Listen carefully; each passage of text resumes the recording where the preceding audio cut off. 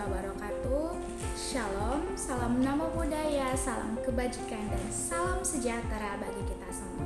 Perkenalkan, nama saya Agnes Roniata Siregar dengan NIM C1D1222039 dari jurusan Ilmu Komunikasi. Video ini dibuat untuk memenuhi tugas Culture Study mengenai analisis representasi budaya dalam film, iklan, dan sebagainya oleh dosen pengampu Bapak Muhammad Arif Afandi, SIK MAP. Nah, saat ini kita akan membahas tentang analisis representasi budaya dalam film Ngeri-Ngeri Sedap.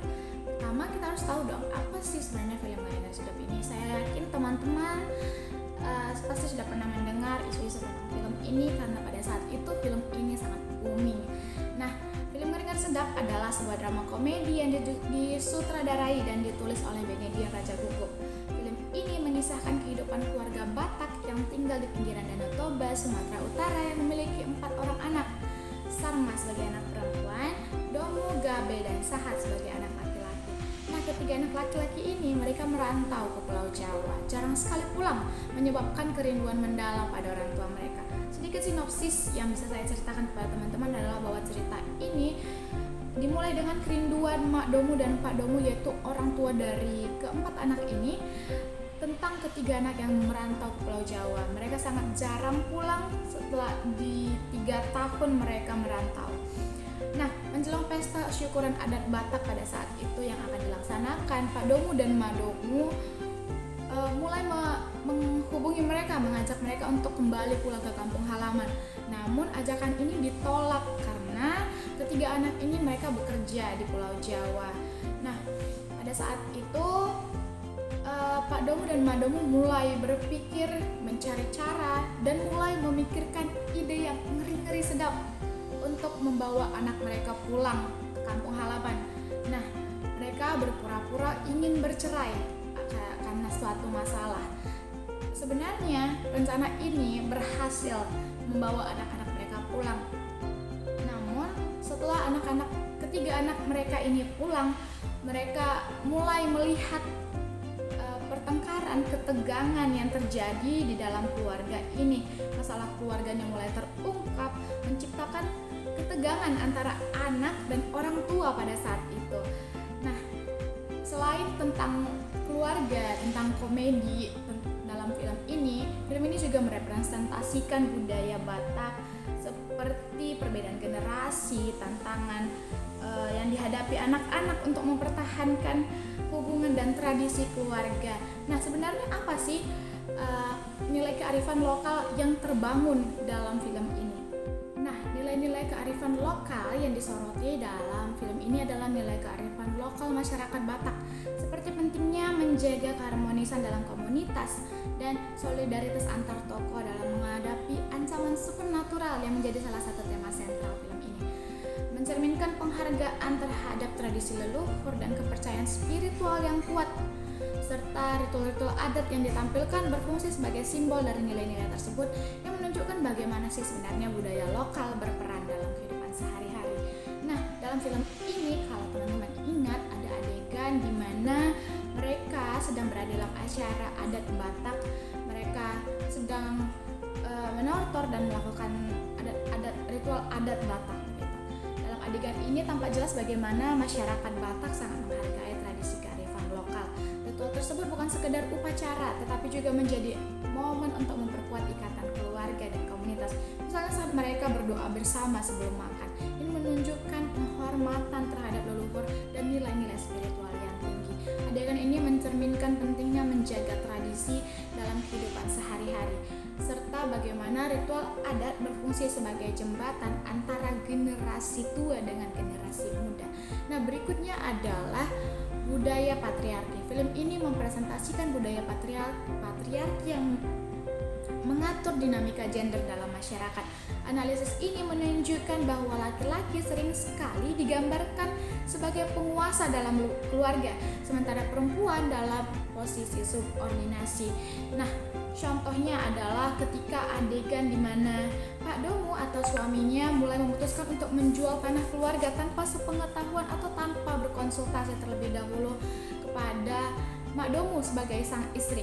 Reaksi Mak Domu yang pasrah menunjukkan betapa dalamnya pengaruh budaya patriarki dalam pengambilan keputusan di dalam rumah tangga mereka atau rumah tangga Batak. Adegan ini menggambarkan realitas sosial di mana perempuan sering sekali tidak memiliki suara dalam keputusan penting, mencerminkan stereotip gender yang kuat dalam masyarakat. Nah, berikutnya kita akan belajar tentang stereotip dan ideologi. Yang pertama adalah stereotip gender. Dalam film Ngeri-Ngeri Sedap memuat berbagai stereotip yang berkaitan dengan gender. Laki-laki sering digambarkan sebagai pengendali, pemimpin keluarga, sedangkan perempuan seringkali terpinggirkan dalam pengambilan keputusan.